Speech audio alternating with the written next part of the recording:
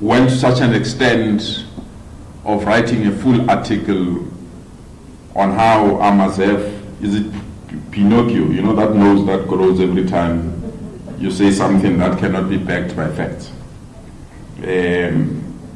But I'm excited, Minister, that after those intense, difficult, and painful negotiations, we stand on the side of history, that come midnight tomorrow, all these things will be history, and indeed ETOLs will no longer be a portion of collecting revenue in our province. So, Minister, I want to thank you. I also want to thank the Minister of Finance, Minister Enoch Gondongban, for the difficult negotiations that we held. The political council that was dealing with this matter, consisting of our MEC responsible for transport, together with the MEC responsible for finance in our province, is an indication that if we indeed open-mindedly engaged on matters that affect our citizens, we can come out with a resolution. Where we are as Gauteng, we want to assure you, Minister, that we are not bad negotiators, and we will keep part of our agreement as we signed it with you and the Minister. I want to assure you that we are excited as a province that finally we can convert our roads from being a parking bay to real freeways and smart freeways so that we can expand them and service them. We are further excited that the resolution on e-tolls bring to an end a history that we didn't want to carry beyond the period that we are in as custodians of this administration that we are leading. But I also want to thank the leadership of Sandra, led by Ubabu Utemba Mhambi, for tolerating us. I want to thank you for understanding your role during these negotiations. Because sometimes you might have felt left out when the political council was discussing something that you were directly dealing with. But we're dealing with these matters so that we can be in a position to resolve this impasse once and for all. Congratulations to everyone that has been part of these negotiations and these discussions. And I will therefore request the Minister to give you a detailed statement and report on way forward beyond midnight, so that every citizen of Gauteng must understand what will happen as we switch off these countries. Once more, Minister, together with your colleague in Cabinet, Minister Enoch Godongwan, on behalf of the people of Gauteng, the government of Gauteng, we want to thank you for the role that we've played. Finally, e-tolls are history in Gauteng. Thanks so much.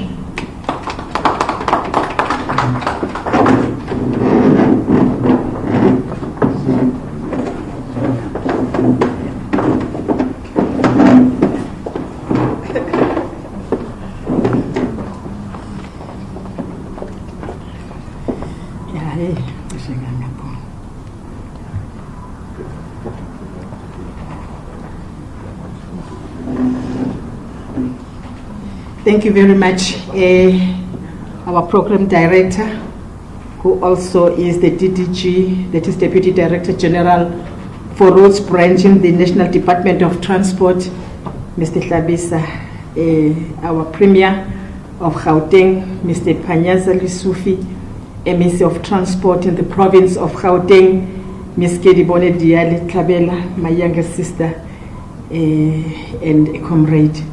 Special advisors to the Minister and the Premier, Central Board Chairperson, Mr. Temba Mhambi, and other board members, Central CEO, Mr. Reginald Damana, and the executives and staff of our national road agencies, officials from the National Treasury, Department of Transport, Gauteng Provincial Government, as well as Central, the Chief of Staff, ladies and gentlemen of the media, concerned citizens who are following us via various platforms. Good morning. Good morning. Yes, today we are writing yet another history. We are recording yet another important milestone for South Africa. At the end of last month, and to be precise, on the 28th of March this year, we published in the Government Gazette a notice concerning the withdrawal of the toll declaration of the Gauteng Freeway Improvement Projects, popularly known as e-tolls. This declaration will be effective on the 11th of April 2024, that is tomorrow, at 23 hours 59 minutes, which means that from the 12th of April 2024, road users will no longer be charged for the use of the e-toll network. This means that after midnight tomorrow, e-tolls will no longer exist in South Africa. However, the ring roads that formed part of this scheme will remain national roads. It has been a long process. We started in December 2013 after we upgraded parts of important national roads in Gauteng, which had come a few years before that is actually in 2008, to ensure that the economic hub of South Africa, which is Gauteng, is not jeopardized by poor roads. Before the upgrades, the roads were extremely congested and had a negative effect on the country's economy, but of course in Gauteng's economy. The system of e-tolls was implemented after some consultation had taken place. Was it enough? And could we have done stakeholder engagement differently? Clearly, the resistance by Gauteng motorists and various other stakeholders suggest we could have consulted widely and done things differently. But that is, of course, now water under the bridge. This matter caused a lot of public aggravation and was indeed of great concern to Cabinet of South Africa. It is a concern that led to the formation of 3-member committee made up of the Minister of Transport, Minister of Finance, and Gauteng Premier. These were charged by President Cyril Ramaphosa in July 2019 to find a solution to the impasse. One of the issues we had to grapple with as a committee was how SANRAL was going to repay the debt it incurred to build this infrastructure. And how do we ensure that the roads remain up to the standards to which our road users have now become accustomed? It has not been an easy process, and decision, of course, was not easy, because we essentially were being asked to deviate from a principle that is universally accepted, that is, you have to pay for whatever you use. That is why in South Africa we even have pick and pay. You will recall that the Minister of Finance, Enoch Godongwana, announced in his medium-term budget policy statement in 2022 that alternative funding is being found for the GFIP debt, effectively ending e-tolls. When the Minister of Finance made this announcement, he was not incorrect, but there was still a long road ahead. Between myself, as the Minister of Transport, the Minister of Finance, Mr. Enoch Godongwana, and the Gauteng Premier, Mr. Panyaza Lesufi, we finally reached agreement towards the end of March on how to conclusively deal with the debt resulting from the e-tolls, and as a result, we're able to sign a memorandum of agreement to formalize alternative funding solutions for the GFIP debt repayment and deal with the backlog of maintenance and rehabilitation costs.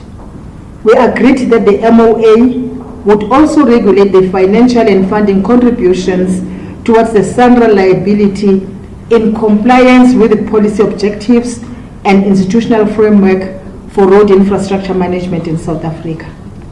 We were unanimous that terms needed to be set in black and white on the MOA for the Gauteng province to contribute to the backlog of maintenance and rehabilitation cost.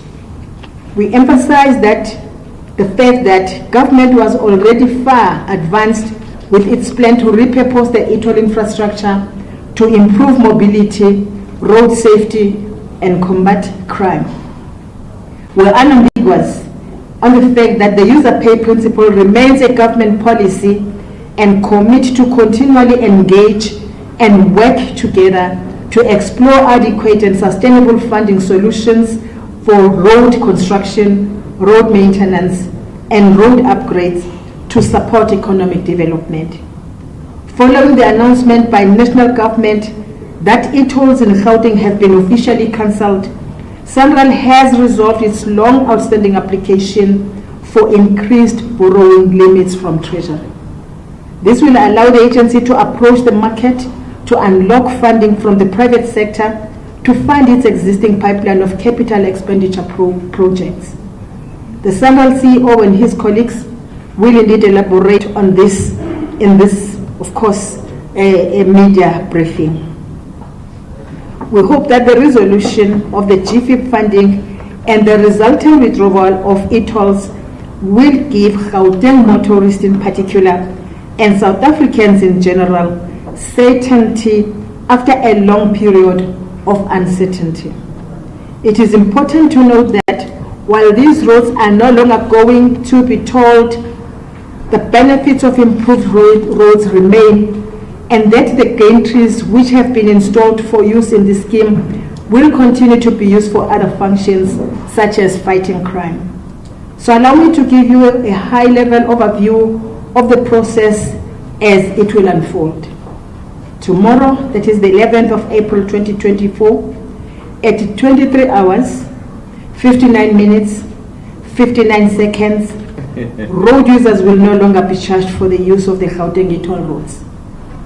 The obligation to pay e-toll remains till midnight on 11th April 2024. Road users will no longer be required to do anything when e-toll is cancelled.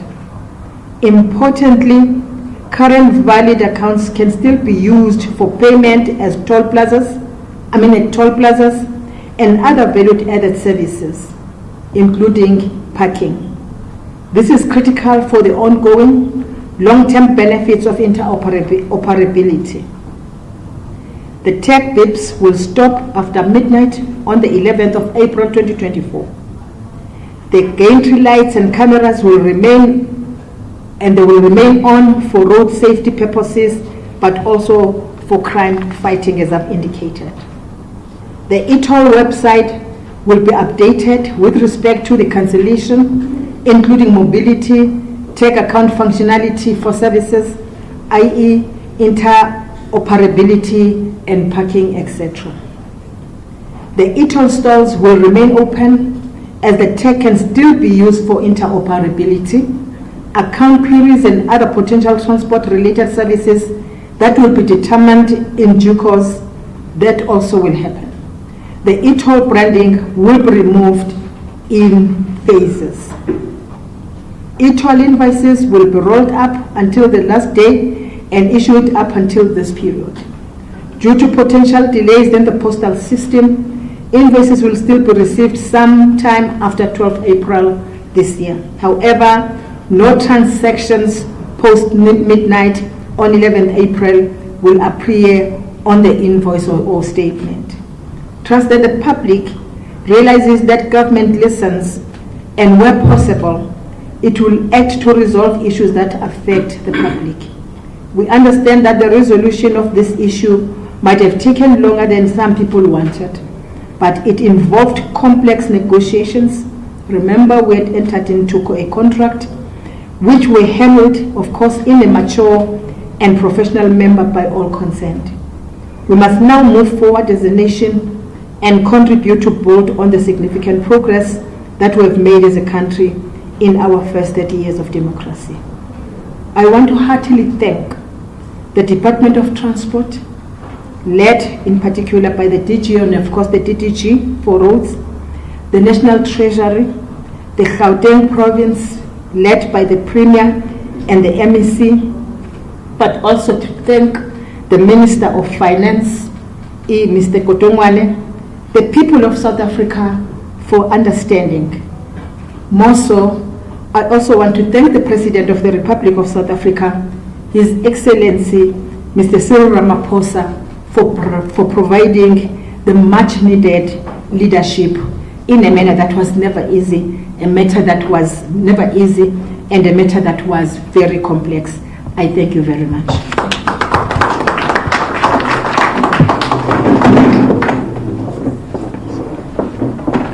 Thank you very much, Honourable Minister of Transport.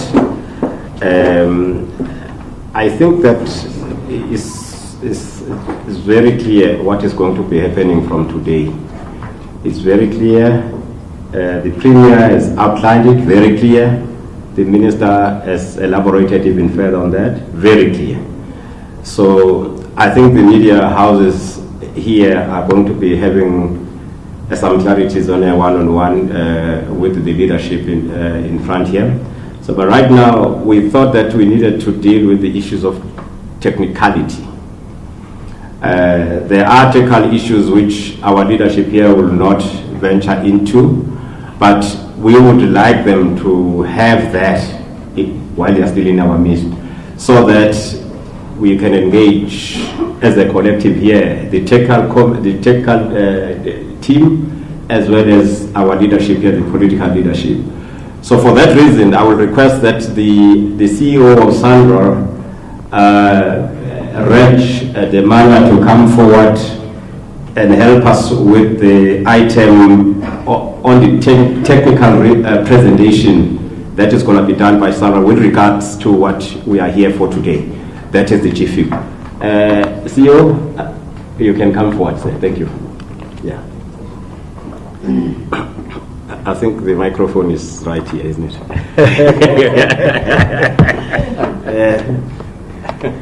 It's subject of an ongoing debate between Chris and I as to who is taller. But one day we will resolve it, I'm sure.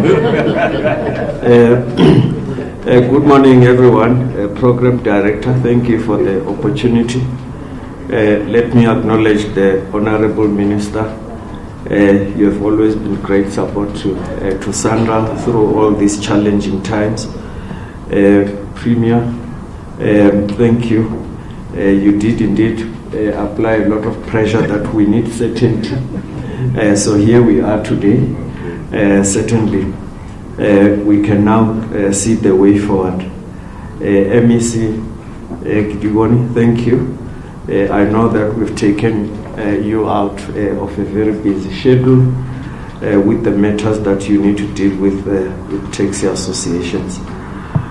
Chairperson of the board members, I think senior management and officials in the Department of Transport, of course, Sandra colleagues, ladies and gentlemen, including those from the media.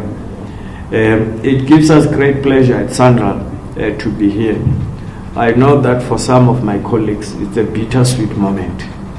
There are those who have traveled with this journey for 20 years, and I'm going to call one of them to come and just give you a sense of what the e-toll scheme was about. It's quite a massive project, a lot of work that they did, and to give you a sense of what are we leaving behind, what is the legacy of this infrastructure that we have built. The first time I was really taken through this center and looking at what e-toll was, I felt that I think this technology was 10 years ahead of its time. So there's still a lot that we are going to roll out. There's still a lot that we are going to provide by way of value-added services. And you will see that Mr. Kanamea, our engineering executive, will share on some of those things. Very exciting.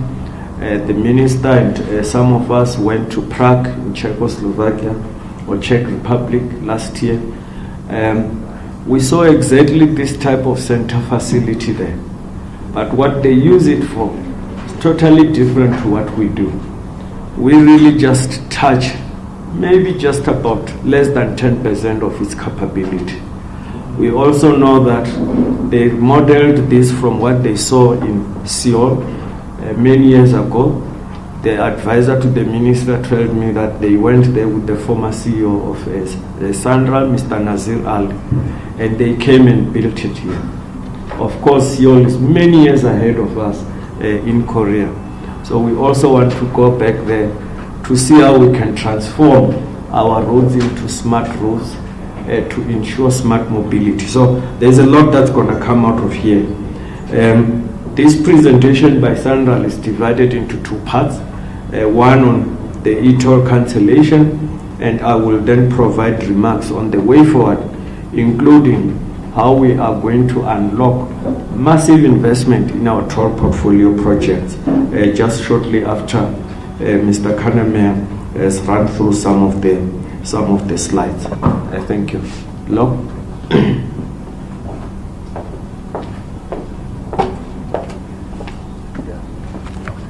If the slides move, please.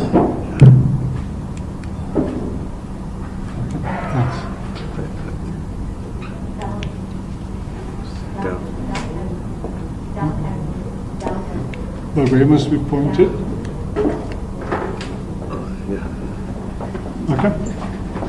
Thanks, Honourable Minister, MEC, Premier, the Sunroll Board, members of the press, public. Thanks for the opportunity to address you here today. I mean, as you've heard, I've been selected.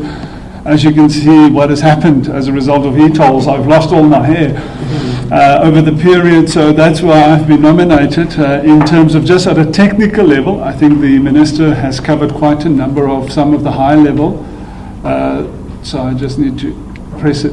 So I think, I mean, obviously the background to the project, I mean, if one look at the project overall, you would recall that it was a vast project in terms of improving the network, and what a lot of people don't realize and forget is that where this came from was really Sunroll or South Africa being awarded the host nation status for the 2010 Soccer World Cup. So in May 2004, South Africa was awarded the host nation status for the 2010 Soccer World Cup.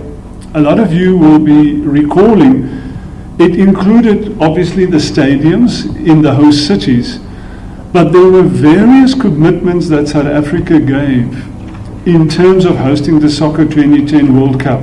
You will remember all the airports, the work that had to happen at the airports. And part of the commitments of hosting the Soccer 2010 World Cup was road infrastructure improvements in and around a number of the host cities. Part of that was these major improvements that we required here in the Gauteng because of a number of the stadiums that were actually located, both for the opening ceremony, closing ceremony, all of those here in the Gauteng province in terms of that. So if one then look at the process, in total we had 201 kilometers of road that needed to be upgraded as part of that commitment. The upgrading that happened at the time, obviously, as we all see, and I think a lot of us forget how the roads used to be in terms of it, but we've ended up with a minimum of 4 lanes per directions, in certain parts actually 6 lanes or more. A major improvement was all the interchanges that you see and today take for granted, but just look at what all these interchange improvements has done in unlocking development. If you think of Waterfall City, what has happened there, what was there before, I mean, go and look at Google, look at the photos. If you think of Menlyn Park, Menlyn Main, for example, what was there, just think of the R21 and all those warehouses that you see being constructed there. None of that would have been possible without the improved mobility and access these improvements unlocked on the network. So obviously, and I'll in the next slide just touch on the timeline, obviously these improvements had to be funded. So part of the big challenge we had in terms of the hosting of the 2010 World Cup is that we were all, I'm just waiting, we were all put on the same timeline. What I mean is AXA had to finish the airports by the same time we had to finish the roads, by the same time the stadiums had to be finished. So suddenly all of us had the same demand on funding and going to the Treasury to try and obtain funding. So what happens originally, and I know the province don't like this, but the province actually in 2003 gazetted the proposal to toll the roads in terms of the Gauteng province. So Jack van der Merwe was very proud in terms of that pronouncement. That then obviously didn't move. In 2004, we were awarded the host nation status.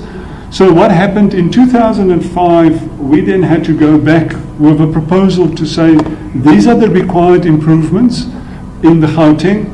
How are we going to fund this? So we went to Treasury, we requested, and then obviously, as we said, with the stadiums, with the airports, with all of that, we were really indicated that funding is tight for all of these investments that are required. And that's then how the process then started, with a submission to the Minister in terms of proposing that these improvements can be implemented and unlocked using private funding and recovered through the latest toll technology that became available at the time. So it's important to understand that the open road tolling concept, why it was elected, is because conventional toll plazas, like you know them with booms, can only manage 50,000 vehicles per day. Thereafter, they become a major bottleneck. So you will be spending most of your time in the queue to pay for tolls.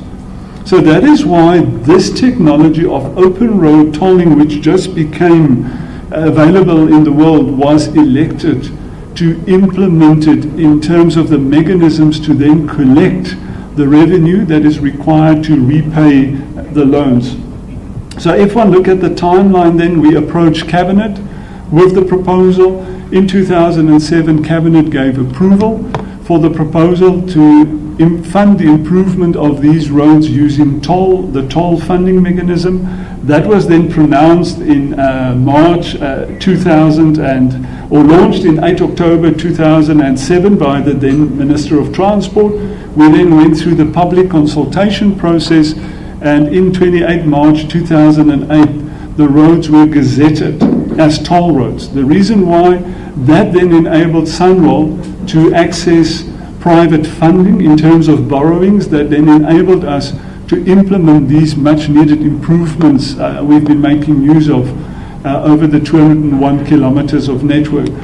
You will recall in 2010 the roads were not finished, but we had to stop working while we had the Soccer World Cup. Thereafter we finished the roads, the final surfacings, and then when it came in 2013 to start the tolling process, there was once again various engagements at the time that delayed the actual activation of the tolling. There was once again, as indicated by the Minister, a committee that investigated. The outcome of that was a reduction in the originally proposed tariff per cent kilometre, the introduction of a monthly cap, and then, as you will see in the system, in 3rd December, the toll went live, originally 3 December 2013.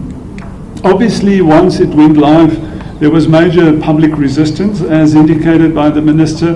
That resulted into establishment of various committees that looked at the affordability, that looked at various options in terms of the process over then. That then once resulted in further dispensations in terms of reductions in tariffs and things that then got implemented in 2014-15.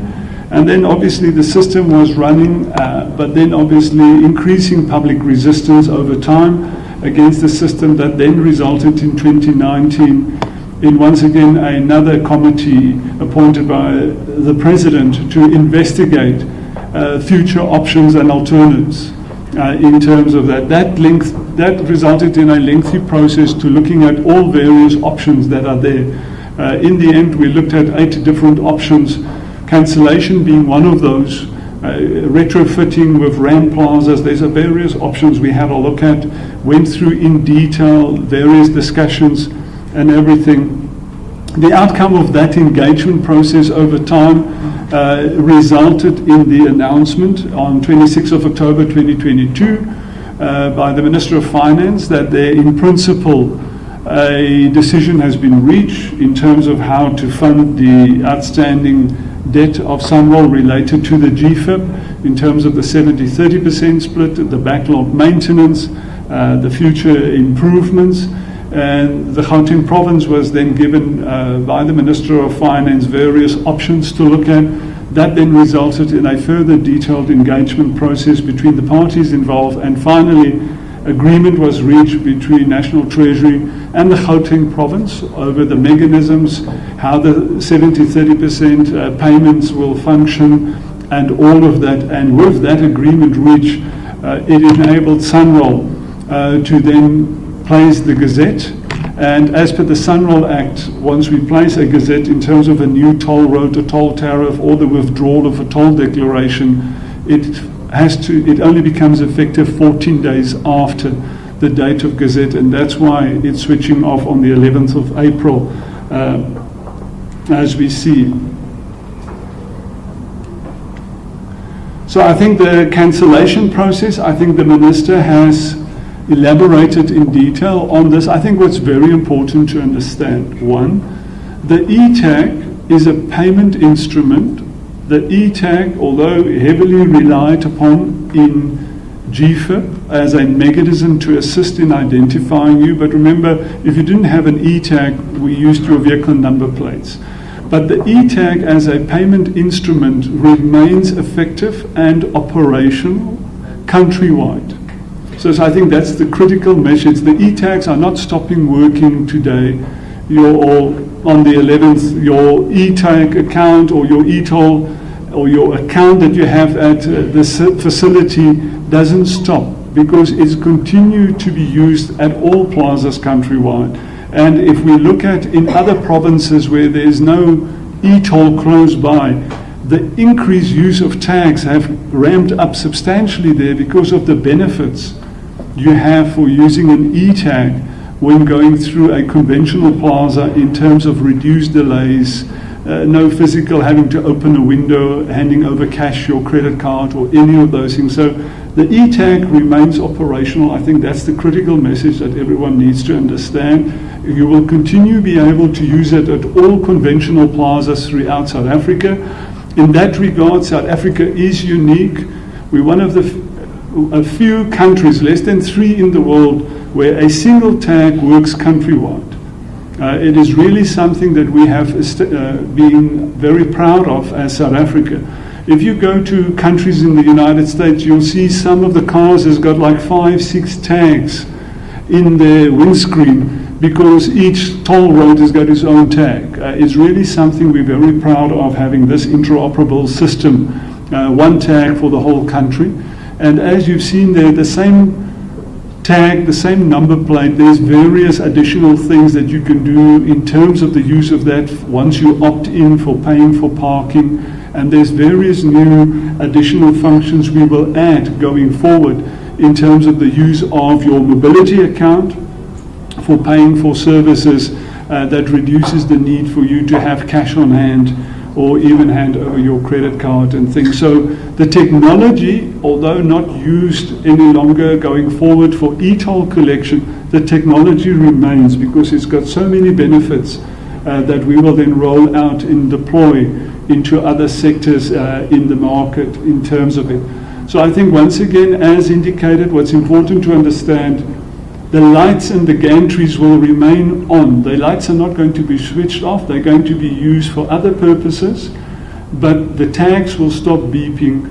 And from midnight on the 11th, you will no longer be receiving any of the account transactions rolling up onto your account in terms of that process.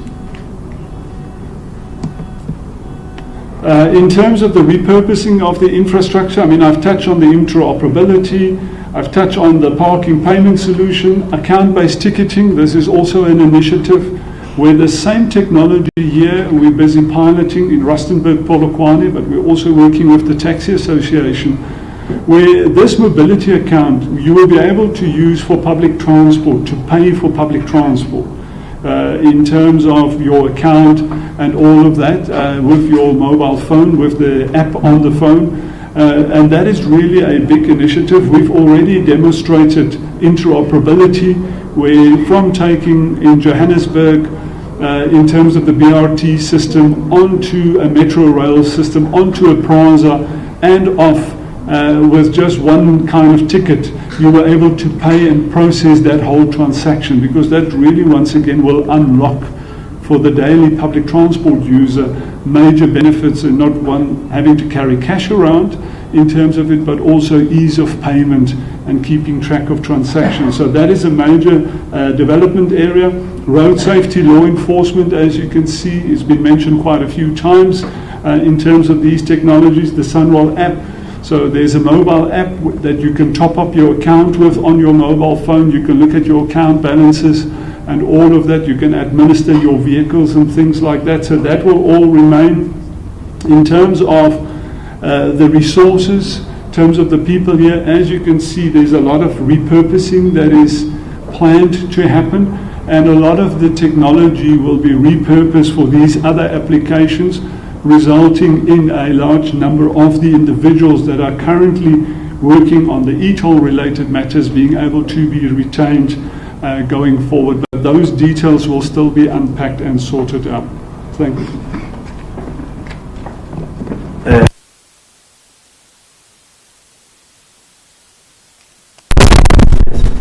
They have a lot to say about it. It's typical of engineers. They love their roads.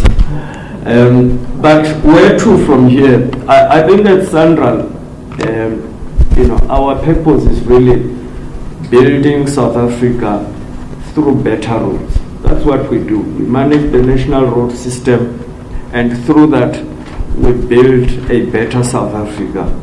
We build better infrastructure.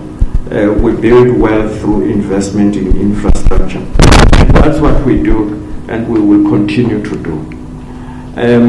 Coming to what has this project unlocked, you can see pictures of Allendale waterfall development now in 2024. At the bottom left of that, you will see very clearly the development in waterfalls, including Mall of Africa. So that's what infrastructure does. That's what our roads do.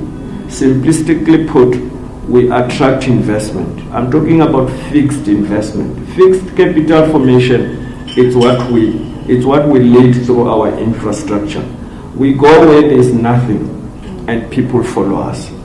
You will see at Linwood, once again, all those developments in mainland May and all of that. Close to that, Hartsfontein, that was also a new interchange we had to put there to provide access to upper main lane and further areas. Now, where are we? As we sit, we've ended our financial year. We've done phenomenally well. We had some legal challenges late last year, which led us to cancelling a whole lot of tenders late in the year. But we got back with speed. We accelerated our processes, and we have ended up very well. Of course, these numbers still have to be audited, but we are quite proud of the achievement. Indeed, the ramp up in business activity has been very pleasing to me, following almost 9 months of no activity really. You can then look at that slide around expenditure. This is a very big business. It drives a lot of cash into the economy.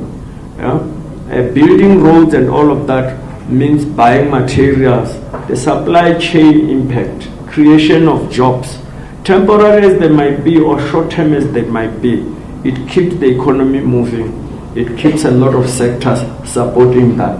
So you can really see that the numbers have increased almost double to what they were in the previous year, just really indicating that accelerated rollout of infrastructure that we are undertaking in Sandra. If you look at our major projects, a lot of you will know N2, N3, Moloto Road, Wild Coast, N2 Emelo to Richards Bay. These are all the critical routes that carry a lot of freight, trucks and all of that, and public transport. And of course, movement of people. They facilitate trade, movement of people, tourism, and many other issues. So these are our flagship projects. But what has the cancellation of e-toll, as we said, it had prevented us from accessing private funding because we didn't have the borrowing limits. Treasury has now approved that. So that's the future we are looking forward to as Sandra. We've built what we've done, e-toll is here, but it's unlocking further investment. What is that investment? You can see N1 corridor. So N1 from Vela Vela, that is Kranskop toll gate, up to the north. We need to split the traffic. The traffic, you will know that the road is usually 2 lanes separated by a solid barrier. We now need to split traffic as you find from Kranskop back to Gauteng. That will lead to better safety, better mobility, because a lot of cars have head-on crashes. They do U-turns and all of that. When it's moving slowly during busy holiday periods, people start driving unsafely in that. So we need to physically separate traffic in each direction. Major project that we are embarking on all the way up to Musina border. Look at N2 corridor. Of course, this is now in between the N3 and N2 in KZN. There are certain areas that are tolled. Those toll projects require investment. Some of you who go to Durban will know a lot of work heading into the airport, King Shaka. But post King Shaka airport, it's a toll road. We need to increase that expansion, number of lanes and all of that. And of course, N3 corridor, I've already mentioned that. So this is the future we are looking forward to. As I indicated, engineers love building roads. They have not been servicing the toll roads. In certain areas, they look quite shabby.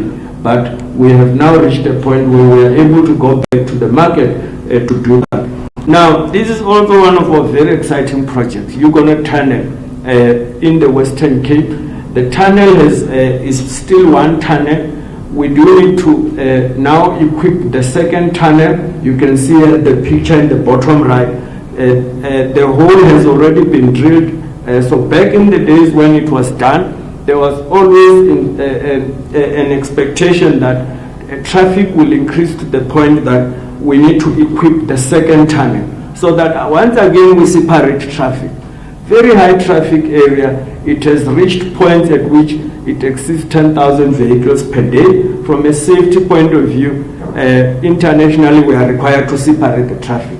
This is a major project for us in the toll portfolio, and we've instructed the team that we need to have this project on the go by the end of the calendar year. We need to have a contractor, we need to have work starting. So in future, this is what you will see in the next slide.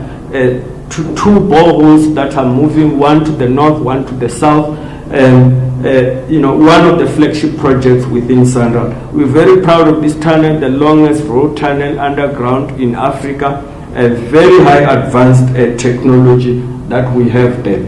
I think just lastly, you will see the work we are doing on the R21. It was part of the e-toll network.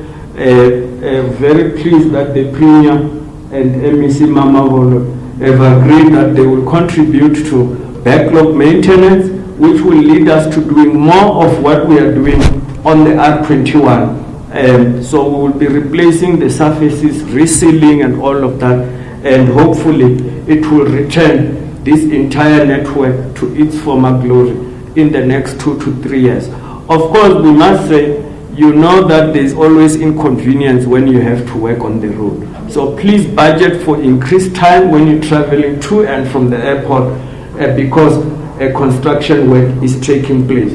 So I think lastly, Minister, thank you once again for getting us to this point. The switch off has fully been explained, the deadline, when it will take place. This facility, the infrastructure we've delivered, very key towards maintaining many other things in Gauteng. So with that, ladies and gentlemen, we will then move towards a Q&A. I've been told that Program Director, our GM of Marketing and Communications, Ms. Bamona, will facilitate a short Q&A for us before we then take a break. Thank you.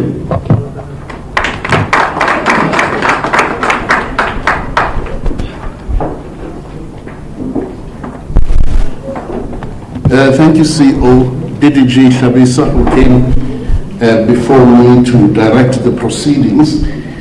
Let me recognize collectively our political leadership here, recognize the board of Sanral, I recognize fellow senior managers in DOT and Sanral, and of course, ladies and gentlemen of the media.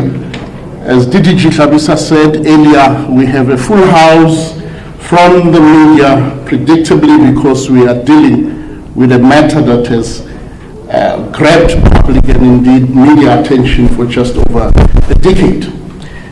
So we are looking at engaging with your good selves, members of the fourth estate. We will take questions, 3 questions in each round. There may be questions that will come online from the journalists who are following virtually, and Luando is going to coordinate those and bring them to our attention. I'm going to take the first 3 questions in the first round. I recognize the lady over there, I recognize Roy, I recognize you, madam. And I'll come to the other hands. And please introduce yourself and the media house that you represent. Let's have the mics roving. Thank you very much. My name is Dia from SABC TV News. My question one, I need a clarification. Is the team saying that the debt that has been incurred by motorists pre-tomorrow midnight, they're still liable to pay for whatever they had incurred? So if you have a debt of, say, 30,000 rand, that does not necessarily mean that that debt has been scrapped, which means that you are still liable to pay for that. I need confirmation of that. And secondly, to the Sandral team, they had indicated that they'd be going to the market to be able to plug this gap. Are they able to share details of the finances they're approaching? If there's been any headway being made, how much that's going to add to the debt of Sandra? Thank you. Thanks. Roy? Thank you. Roy Kirkane from Moneyweb. My question also relates to the debt. And first of all, how do you plan to enforce payment of that debt, seeing that that has been a major problem and something that was touched on by one of the speakers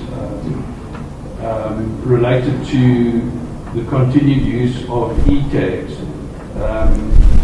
from the cancelling of e-tolls on GPIP. Will that tag still remain because people will not recharge that tag if money that they put in to use on toll roads anywhere or entries, they will not recharge their tag if that money is going to be used to pay their whole debt. Thank you. Thanks, Roy.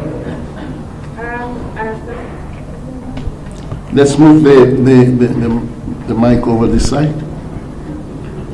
Thank you, Anastasia Cook for Jakarta News. My question is for the Premier. Can you please just elaborate on how the lights and the gadgets are going to be used for crime fighting purposes? And I don't think this can be for the Minister or for you, the Premier. Has a decision been reached on who's going to be responsible for maintenance? I know that was one of the negotiations. Thank you. Can I have one mic for the head table so that the principals don't have to come to the podium?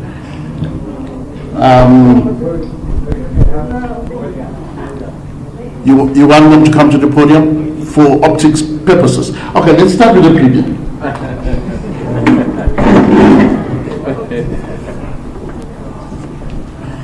Thanks so much.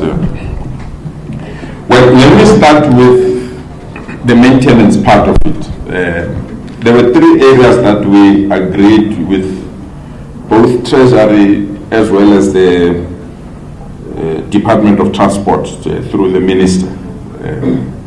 Amongst those three issues were the matter of maintenance. Actually, it was the last resolution that we took amongst all the resolutions, because it was a very difficult area, but we thought as Gauteng is taking us to the next level of developing smart highways in our province.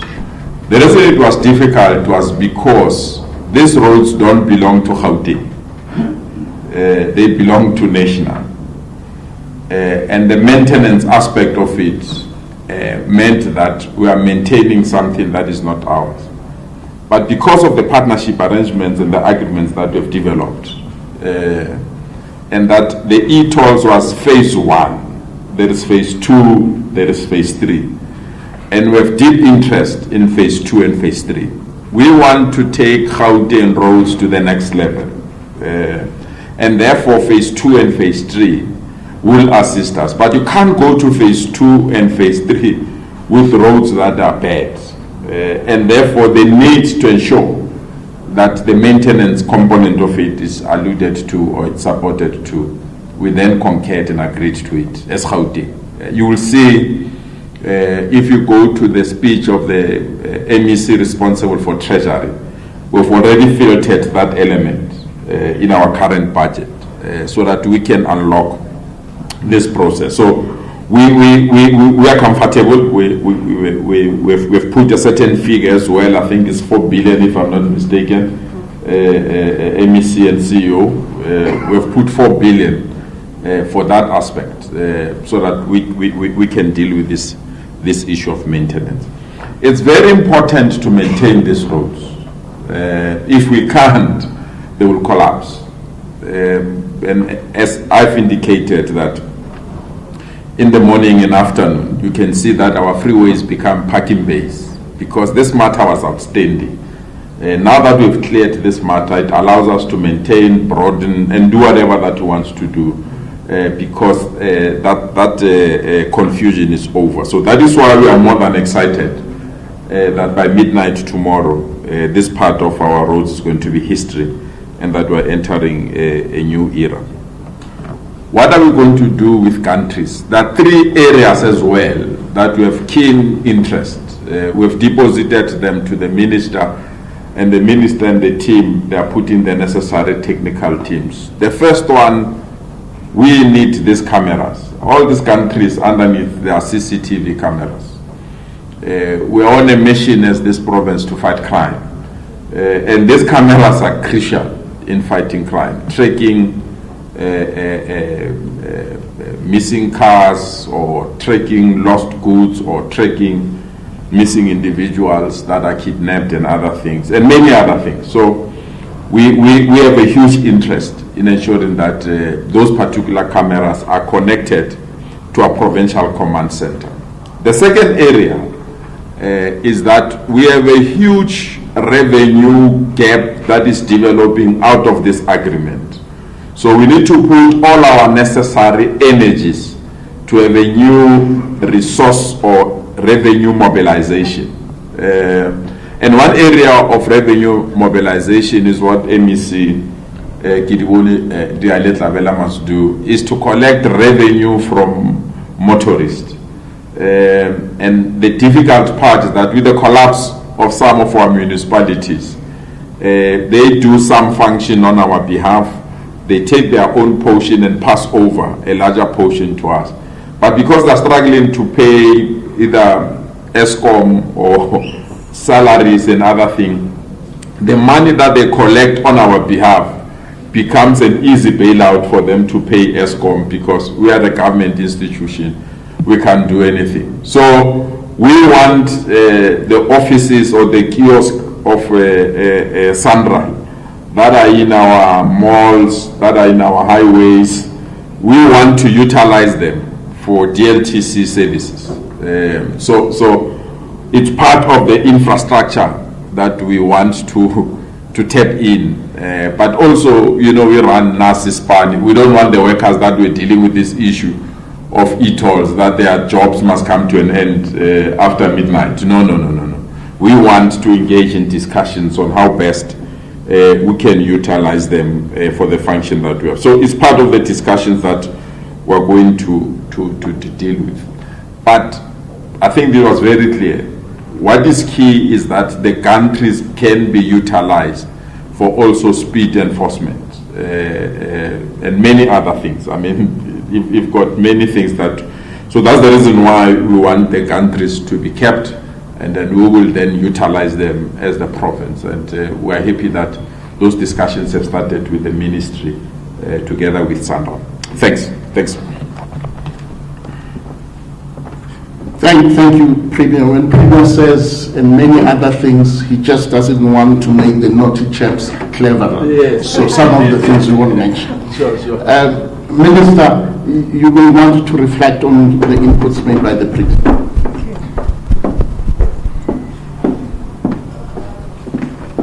Thank you very much.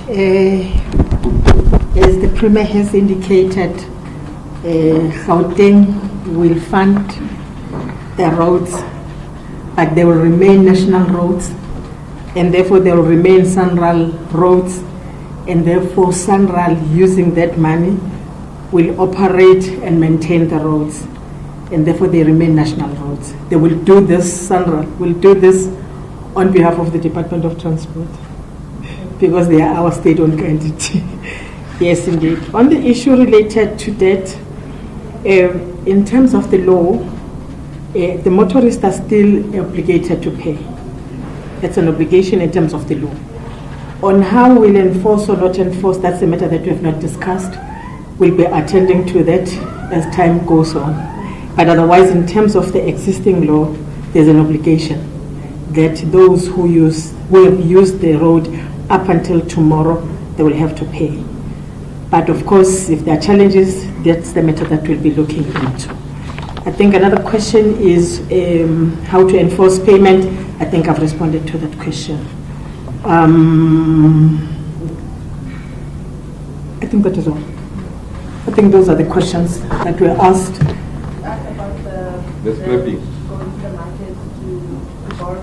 I think that one is for Sandra. If I speak about money, then it will be wrong with me. But I think Sandra will be able to respond on that one. How to? Yes, the CEO is coming. Thank you.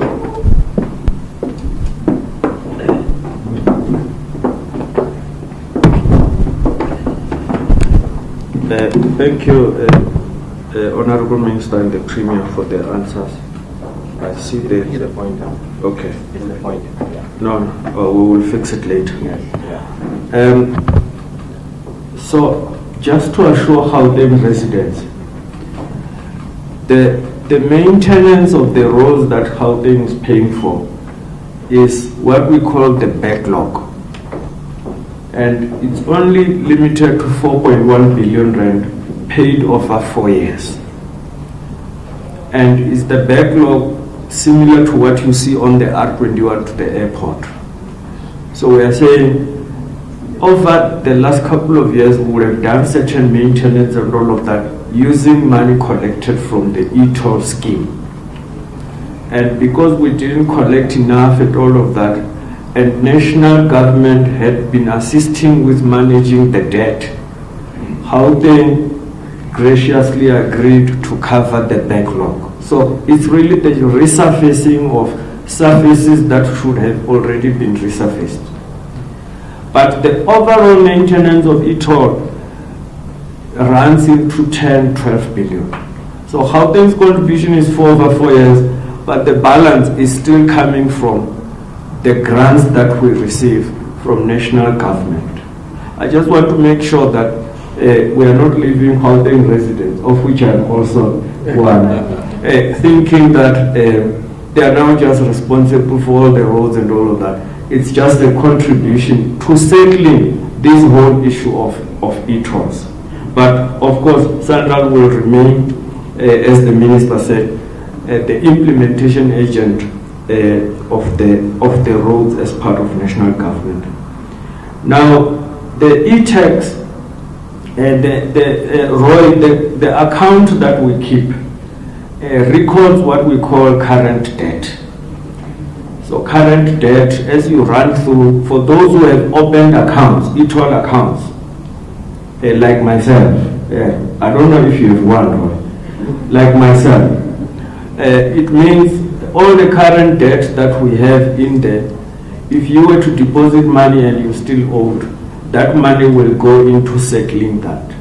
We think that the current accounts will be out of date after 30 days or so. After 30 days from 11 April. So more or less, if you were to now open a new account, get a check somewhere around 30 days later, that would be what, May, 30 May or so, you are starting on a clean slate. Your tag is not encumbered, doesn't have anything. Your account is not encumbered. And of course, the policymakers will still decide on what to do with debt that is older than the current debt. I hope that makes sense. So any debt that is current, 30 days old, all of that, if you have an account, you are owing, you put money into it, of course, the e-tech account will help itself. But after that, you can then use it freely. So that's really just that, Roy. And then of course, as for the historic debt beyond the current account, we will see. But otherwise, people who have accounts and have debt can wait. We don't want to encourage that. Those who don't have accounts can wait, can go immediately and open an account on the 12th, on Friday. And their accounts start from zero, and you can then use the accounts. What we are also releasing is the frequently asked questions. So it's a long list of a document with frequently asked questions and answers, and some of these things will be explained in there in terms of the different status. Funding plans, we have been given borrowing limits of about 16.5 billion that we can go out to the market to supplement the cash we generate from other e-toll routes. So we will embark on that process. We have a listed bond on the JSE.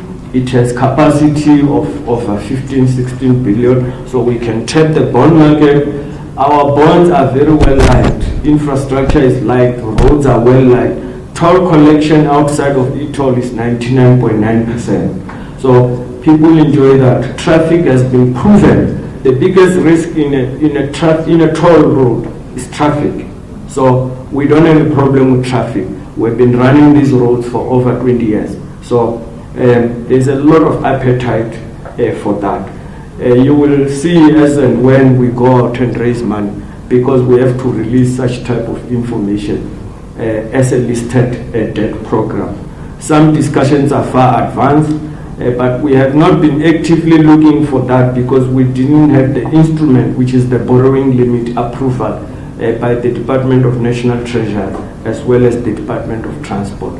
And they were waiting to resolve this e-toll. You can imagine e-toll debt is 43 billion. Now you approve that someone must go borrow without knowing how that will be dealt with.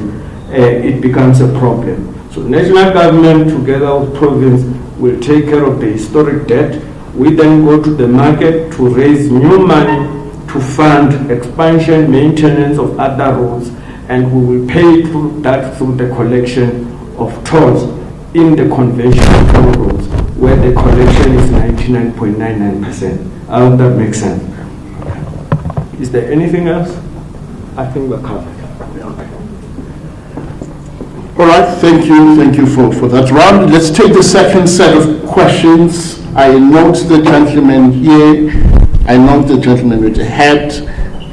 Roy will come in the third round. I note the gentleman in front in a black top.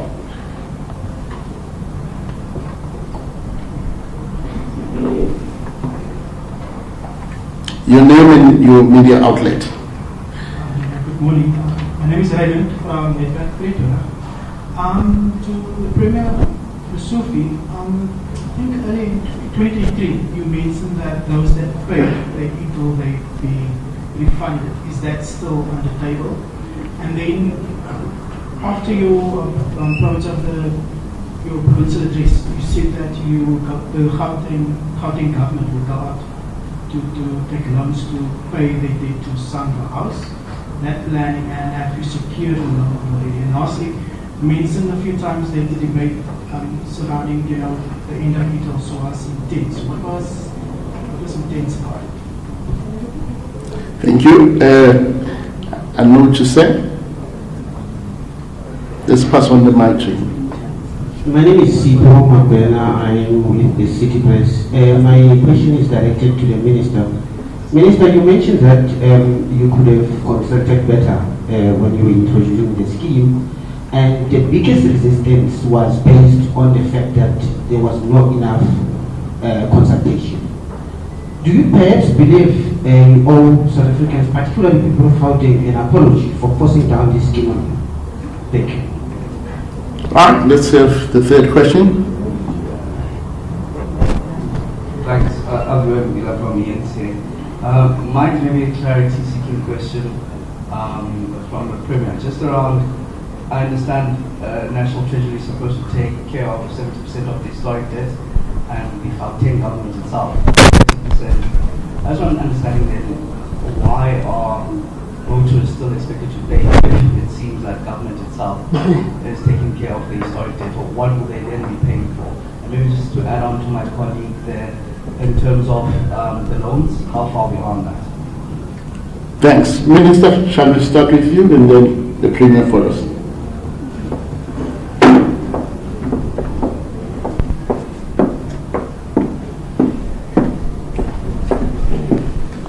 Thank you very much. Was there consultation? Yes, there was. And the presentation by Mr. Ghana Mayor actually proved that there was consultation. Was it adequate? That can then be debated. Because sometimes we don't even know as to what an adequate consultation is or inadequate consultation is. However, the people said it was not adequate. And therefore we listened, and that is why we are where we are today. That people said we're not consulted enough. The enough cannot even be measured, or not enough cannot be measured. I think for the mere fact that today we are here making this history, closing the gantries, stopping the e-tolls, it actually means that we not only are saying to the people of South Africa, sorry, but we're saying we've heard you. That's what we're saying to the people of South Africa, of Gauteng, that we have heard you. And having heard you, we're not just thinking about it, but we are actioning what we have heard from yourselves. And that is why on the 12th of this month, April, e-tolls will be history. And that's, so we're actioning these things. We're not just talking. So it's not about a narrative, but it's exactly what we're supposed to be saying. The refunding, there is law, but I think maybe the CEO can also explain that one. There is an existing law. In terms of the existing law, it says if you've used those tolled roads, you must pay for them. And that is why the CEO was actually talking. Why are we paying for that? First, it was to deal and to service the loan itself, but also the construction and maintenance of the roads. So you don't construct a road and say, thank you very much, it will live forever. You still have to construct and to maintain the road. So there's still a law, we've not repealed it, and on the basis of that, yes, people must pay. The debt, the old debt that we're talking about, we are still to look into that to say how we're going to deal with it as a country. So there is no decision as of now. But if you pay for the road, you might be paying for its construction, but you might also be paying for its maintenance. If there was to be a loan, you probably will be servicing that loan. But in this case, there will still be the roads to be maintained. The R21 is actually, it's the face of South Africa. Any person who arrives in South Africa, it's either will get into board the Gautrain or will drive on the R21. And that is why we were extremely concerned, we still are, and we're happy that now construction is happening. we were very concerned about the state of that road because it mirrors South Africa and its roads. It doesn't matter what you see thereafter, but if you are driving from the airport, you get into R21, and it says this is the kind of roads that we have in South Africa until you drive on other roads. And that is why we are very happy that Sanral now is on that road as it's constructing that road. I was called to say, no, but there are delays and so on. Why are you constructing during the day? And I said, no, but even if we construct during the day or night, you will not drive on the part of the road that is under construction. And therefore people must just budget for the delays. But we're very happy that we're now constructing that road. And Sanral is doing that because we say they must keep their good roads good. Thank you.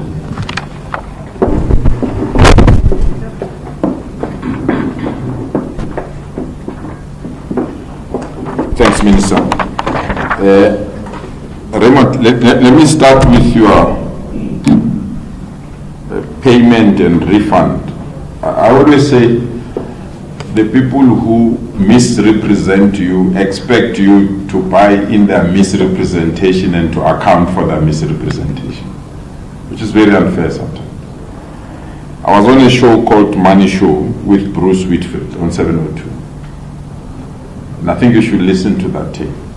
During the negotiations, amongst the issues that was outstanding was how are we going to handle people that have paid and people that have not paid. That was my representation, that we are still in negotiations on e-tolls, the scrapping of e-tolls.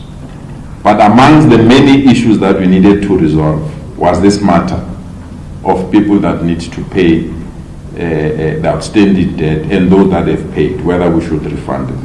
And someone wrote a story that I said we need to refund those that have paid. I said it's part of the negotiations and the discussions. And I think I had discussions with Roy as well. He took his own angle as well, but it's none of my business. Because people write things that they can't account themselves and they want you to account because they quoted you. So where we stand, that's where the minister said. The basis of the disputes on e-tolls was either lack or sufficient consultation. And therefore the payment or enforcement of debt, we must subject it to consultation so that people must not say we're not consulted as well and come and say, can you see, they're taking a decision without consulting us. So we'll consult, there's a technical team that will establish, we'll consult. It's not an easy thing. There's an element of SARS. People have paid tax on this. There are people that have hired cars. We have been charged for e-tolls. The truck industry, the ownership of the cars have changed from 1% to 1%. So it's a lot of things that still need to. Hence, we feel that consultation will be enough so that when we have concluded consultation, we can be in a position to make an announcement on this matter. But I've never said we must pay people. I said it's amongst the outstanding obstacles in resolving this matter of e-tolls. And I hope this clip, program director, will be kept for long periods so that I'm not accused even beyond my stay in this world. The second issue is the loans. And it also corresponds with your third question to say the negotiations were tough. How tough or intense they were. They were intense because these are public funds. This is not our funds. And remember, when the minister announced the removal or the process to deal with the issue of e-tolls, they said how they must pay 60%. That was the initial that was the initial to say we must pay 60%. And we went to the negotiating table. It went to 50%. We went back to the negotiating table until we reached that 30%. I could sense that here I can't push the minister further. Let me just accept from 60 to 30%, at least I've got 50% discount. So we settled for 30%, and that's the reason why it was intense. The first announcement we made that the e-tolls will be history, it was on the basis that we agreed on the 30%. So we thought that it will then, we'll sign and just say it's fine now, e-tolls are history. That was last year, I think, Minister. We said, no, we'll pay 30%, we'll deal with these things, it's fine, let's agree. And I was pressurizing the minister, no, let's announce these things are gone. And the Minister of Finance came and said, you can't just say you'll pay 30%, show us the money. We have a proposal as National Treasury. We give you a certain allocation every year, we'll pull the 30% from your allocation. We have to say no. Because if they pull the 12 billion from our budget, it will affect schools, it will affect hospitals, it will affect many things. So we have to say, Minister, wait, give us time. Let's go and look for, and that's the intent of the negotiations and the discussion. So we had to show the money, because it was not just we agreed to pay 30%, but how will that money be paid? I think it comes to Aveda question to say how far we are. We've approached certain financial institutions that are favorable, but because these are public funds, we need to request them to make presentations to us. Indeed, there is an appetite from financial institutions to settle this on our behalf, so that we can then enter into repayment. So it's at an advanced stage, and we're excited with the appetite to deal with this matter. So as soon as we reach the final agreement with the financial institution, we'll honestly notify you. Even though, Raymond, the negotiations and discussions were intense, emotional at one stage, misrepresentation, because some of us are in the Twitter world, so the ministers will be angry to say, but when they will Twitter, you have not finalized it. Because if we are asked to comment, we don't run away. Because that's the sin I'm paying from being a former media person. So people will say, no, you know, the Premier is talking things that we have not agreed. And the ministers will boycott me for 3 months and will come back. So those are the difficulties. But it was in good spirit. It was not malicious. And we are quite excited that finally tomorrow, Minister, will switch off that button and in the ultimate end attend to the issues of road improvement in our province. Yeah, I hope I've responded to your question. Thanks. Thank you. Thank you, Minister. Thank you, Premier. Another round, you still have an appetite. There's a gentleman in a blue suit, I note you. I'll give Roy and the lady behind Roy another opportunity, and hopefully this is the last round. I think the appetite is waning now. Good morning, Ziniko Klaba from News of Africa. My initial questions were asked, but I've got further questions now, especially to the Minister and the Honorable Premier. Minister, what lessons is national government taking from this process? One would say this is a bit confusing because we've got a national government that has its own twisted by provincial government in terms of expressing a lack of engagement between the two spheres of government before this process was started. So as national government, what lessons are you taking from this? Second question is, how binding is the memorandum of understanding between the province and the national government? And should the province not then give it the end of its deal, what's going to happen?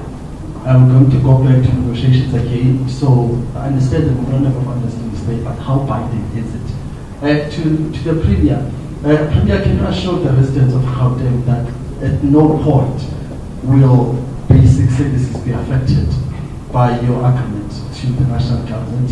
And going forward, should those plans that you had in terms of approaching other financial, should they not work out, how much of a priority will this money that has to be paid be as far as the provincial treasury and provincial budget. Thank you very much.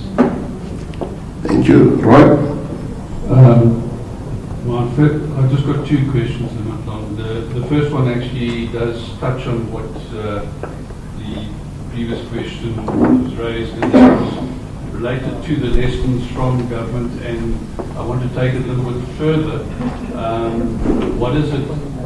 Do those lessons actually include the fact that urban tolling, there's resistance to urban tolling because it also means it increases the cost of people going to work, and that where the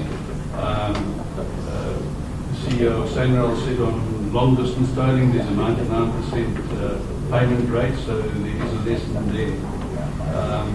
Just if they can explore that aspect. There also is one other issue, and that is why was Gauteng singled out for e-tolls? At the time, Lau Konomaya said that the investments had to be funded somehow, and they were related to the 2010 World Cup. But there was other road infrastructure that was developed around the country. But those provinces were never, they never had to introduce e-tolls. Why was it? Thanks. Let's take the last question. Thank you. It's Diabo again from SABC TV News. The question is to the Sanral CEO. Seeing that now this position has been taken, can you confirm the number of kiosks that you have created at Sanral that were obviously taking care of the whole e-tolls project? And if you can confirm that because of this decision, jobs will not be impacted by those that are working there, obviously increasing the number of unemployed people in the country. Can you give us an undertaking that operationally things like job losses will not take place because of this decision? Secondly, Minister, this one is to you, slightly unrelated to e-tolls, but could you just give us an update on the new driver's card license pilot system that was started at the end of last year in November and was supposed to be finished on the 31st of March? What's been happening there? Have you appointed a bidder? Very little information has come forward about what is happening with the new driver's license cards and that pilot. Thank you. Thank you. Let's have the Minister and then Premier and then our CEO. Thereafter, DDG Shabiso will come back to the podium and wrap up.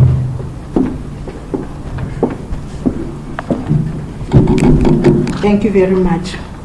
What lessons have we learned as National Department of Transport? First,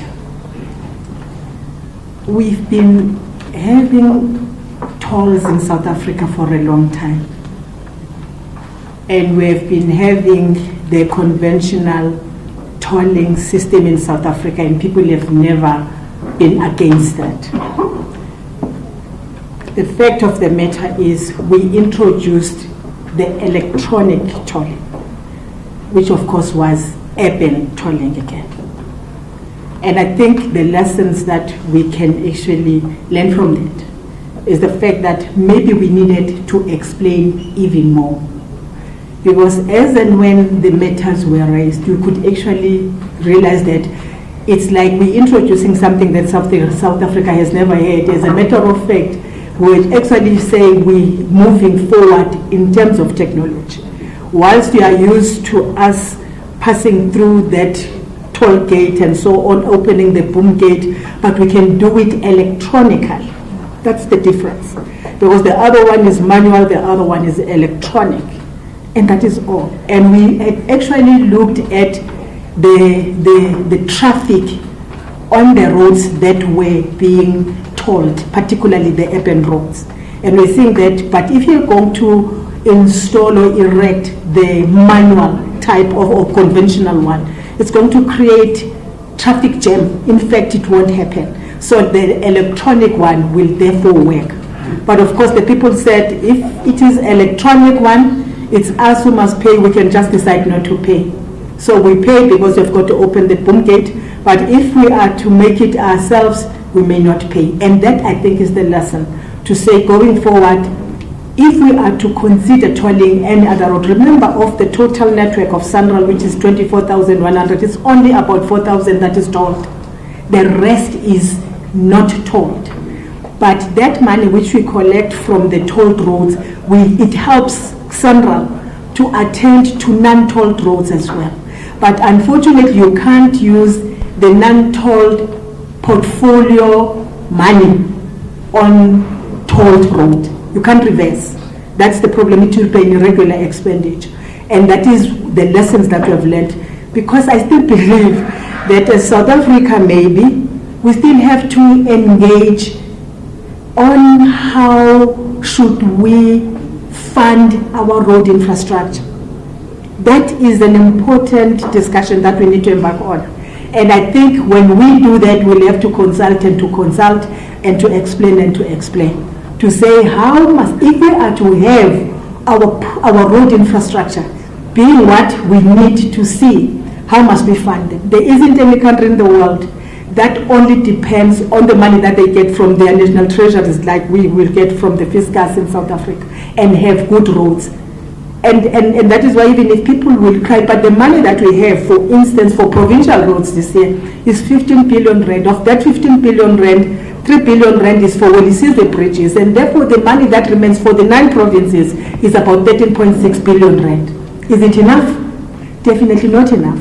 Because just one road from KZN to Richards Bay will actually, take all that money. So it's important that as South Africa we begin to discuss that, to say how must we fund, what must be the better funding model for our road infrastructure.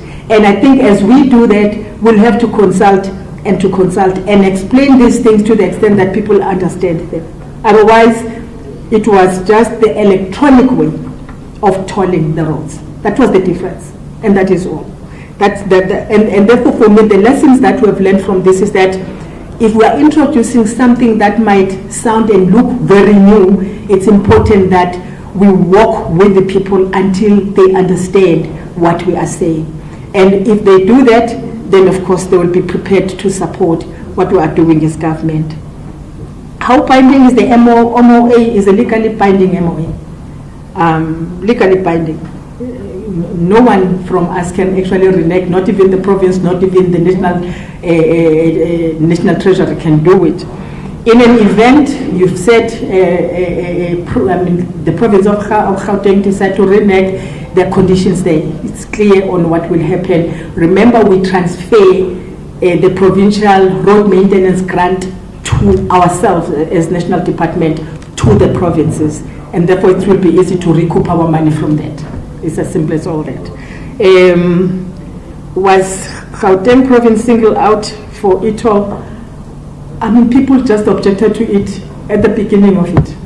Whether we're going to proceed and introduce it elsewhere, but when people said, no, we don't want it, you couldn't even think about any other province.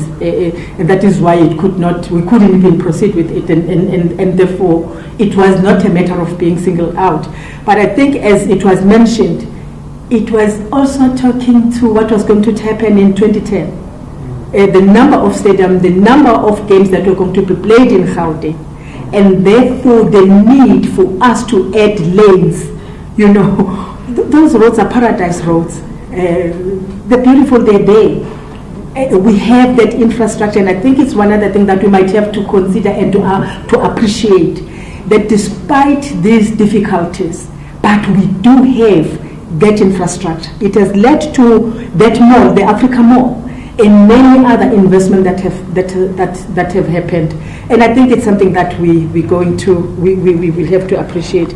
I think maybe the last question I thought would come from yourself was whether I was dressed to kill for this one. Thank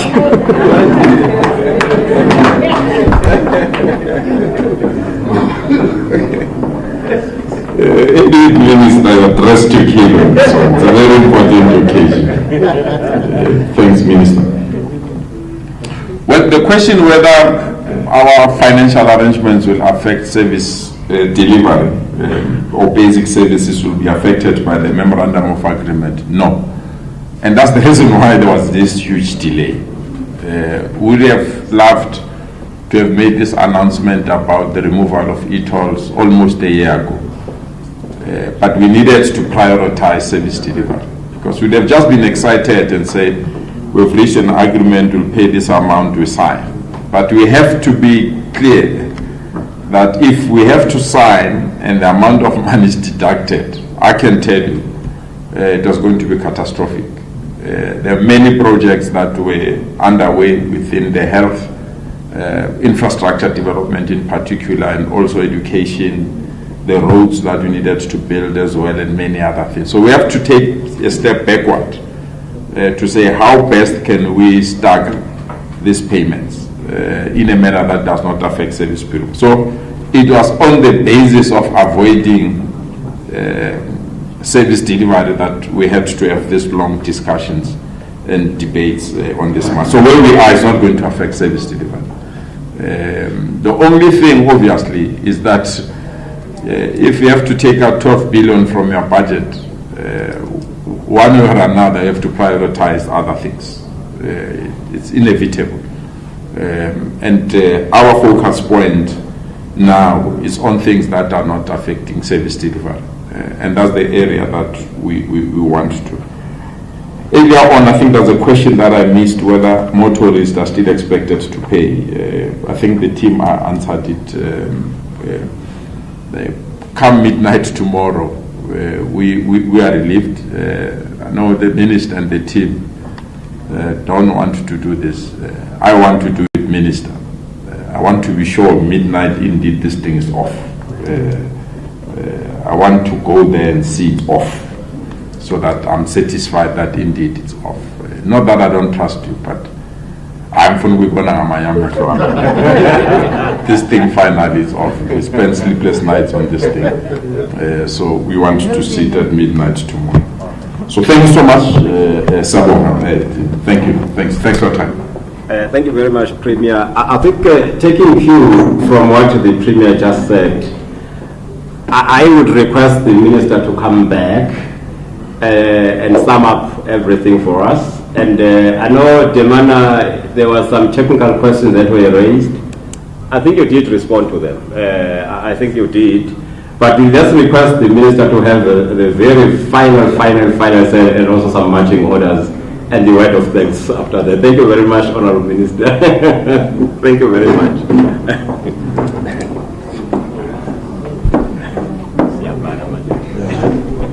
Yes, no, thank you very much. I think I forgot to respond to the question on the driving license card.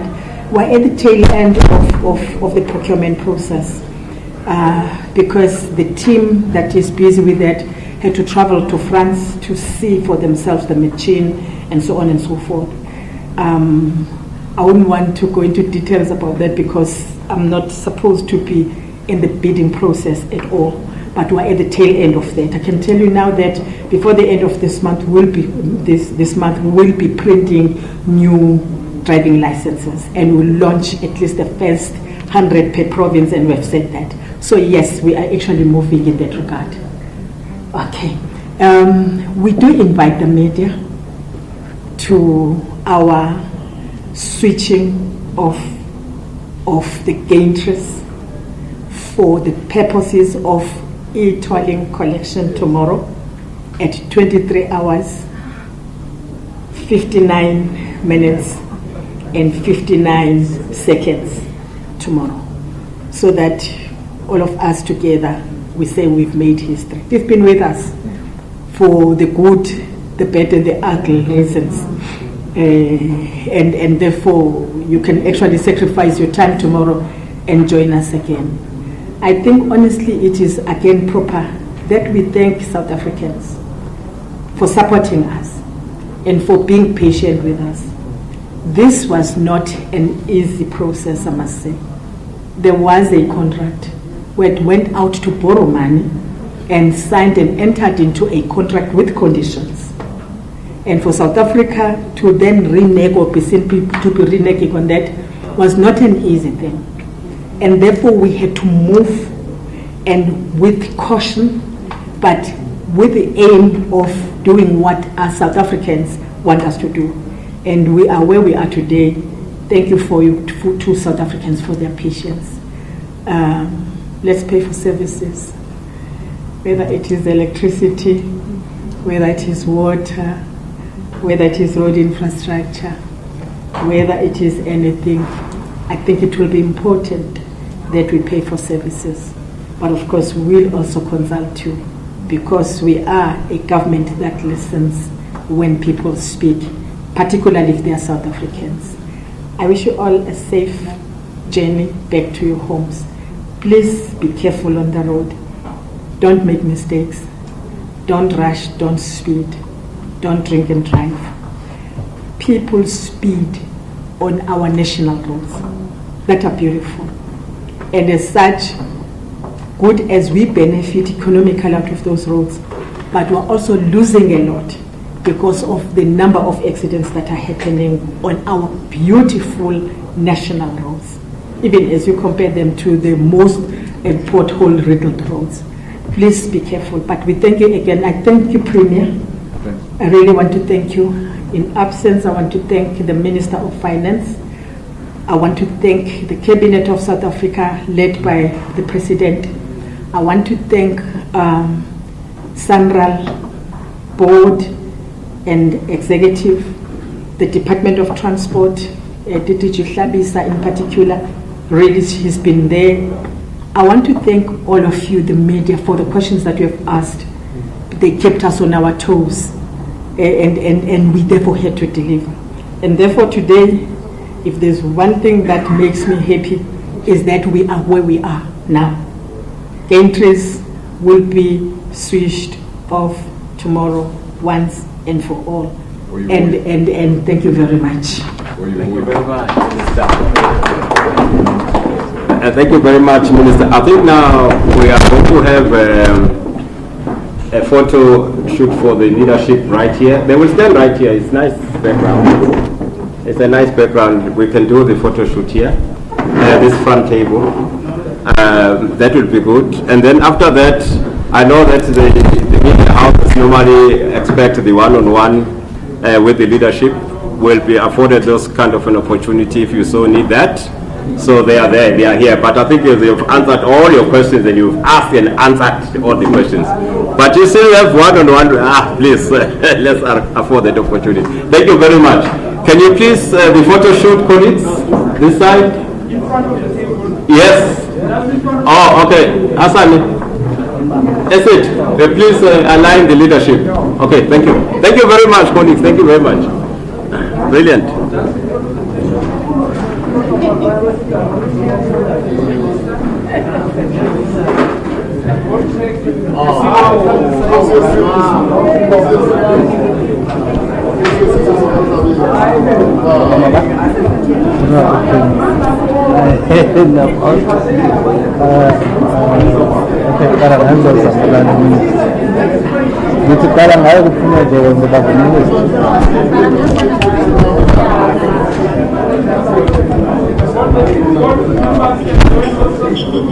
What member?